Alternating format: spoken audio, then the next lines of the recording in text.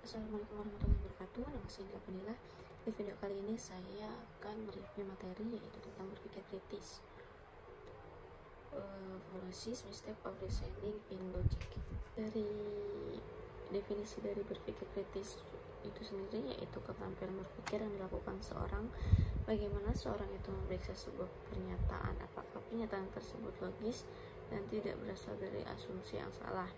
Apakah pernyataan tersebut berasal dari dalil atau teori yang didukung oleh kebenaran, dan apakah pernyataan tersebut didapatkan dari informasi yang benar dan akurat. Nah, biasakan bertanya sebelum bersikap terhadap sebuah pertanyaan. Pahami definisi terlebih dahulu. Definisi yang tidak familiar, mengetahui konteks dari sebuah pernyataan, lalu baru berargumen, dan penalaran baru kesimpulan. Argumen itu sendiri didukung oleh premises. Jadi tahapannya itu ilmu pengetahuan yang luas terlebih dahulu, kemampuan bernalar yang baik, lalu baru kita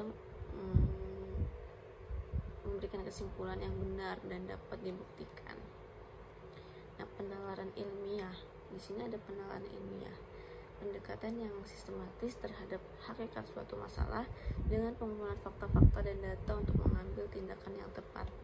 Terdapat unsur-unsur, diantaranya ada unsur preposisi, yaitu pernyataan yang belum diketahui kebenarannya. Ada juga unsur argumen, sekelompok preposisi yang saling berkaitan dan saling mendukung. Lalu ada unsur kesimpulan, yaitu sekelompok preposisi yang saling mendukung disertai dengan alasan yang logis sehingga dapat diterima. Lalu ada contoh dedukatif reasoning, penalaran dedukatif.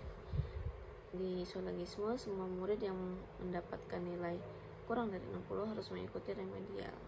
Fakta yang pertama itu Rina mendapatkan nilai 56, fakta yang kedua Gina mendapatkan nilai 59, dan fakta yang ketiga itu Tony mendapat nilai 45. Kesimpulannya Rina, Gina, dan Tony harus mengikuti remedial gitu. Contoh lain dari penalaran edukatif, silogismenya semua bayi yang berumur 9 bulan wajib mendapatkan imunisasi campak. Nah, fakta yang pertama, Cinta adalah bayi dari Ibu Lia yang berumur 9 bulan. Nah, fakta yang kedua, Kintan adalah bayi dari Ibu Hani yang berumur 9 bulan. Dan fakta yang ketiga itu Ibu Lina adalah bayi dari Ibu Vivi yang berumur 9 bulan. Nah, kesimpulannya bayi Cinta, Kintan, dan Lina wajib mendapatkan imunisasi campak. Nah, contoh lain dari penalaran indukatif, yang pertama itu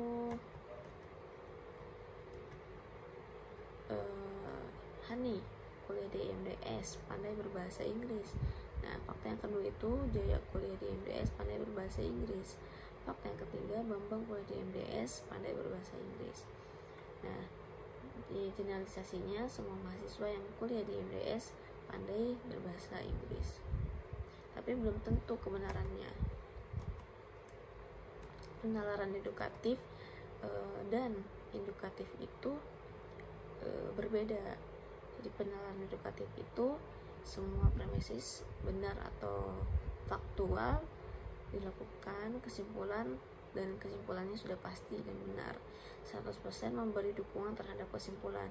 Nah, jika atau kalau induktif itu semua premises benar atau faktual, tapi kesimpulannya belum tentu benar. Jadi dukungan premises terhadap kesimpulannya 0 sampai 99%. Bagaimana berpikir kritis, nalar, dan logis dalam asuan kebidanan? Nah, dengan mengetahui langkah-langkah manajemen asuan kebidanan dan dikaji satu persatu yang berkaitan dengan kemampuan yang harus dimiliki oleh seorang bidan, yaitu berpikir kritis sehingga menghasilkan suatu keputusan yang rasional dan tepat. Logikal falasi, sesat pikir. Definisi sesat pikir logikal falasi ini menurut Irviji M. Copy et al. 2014, sesat pikir adalah tipe argumen yang terlihat benar, namun sebenarnya mengandung kesalahan dalam penalarannya. Nah, karakteristik logikal falasi ini terdapat 3 karakter. Yang pertama itu harus terdapat kesalahan dalam logika berpikir. Yang kedua itu harus bisa diterapkan terhadap argumen. Yang ketiga itu harus memiliki kesan, yaitu menipu. Contoh sesat pikir, kesalahan logika itu salah fokus ke asosiasi dari yang menyampaikan argumen, fokus terhadap jabatan atau kekuasaan penyampaian argumen, lalu fokus terhadap pendapat mayoritas bukan isi argumen. Sini juga ada dilema palsu.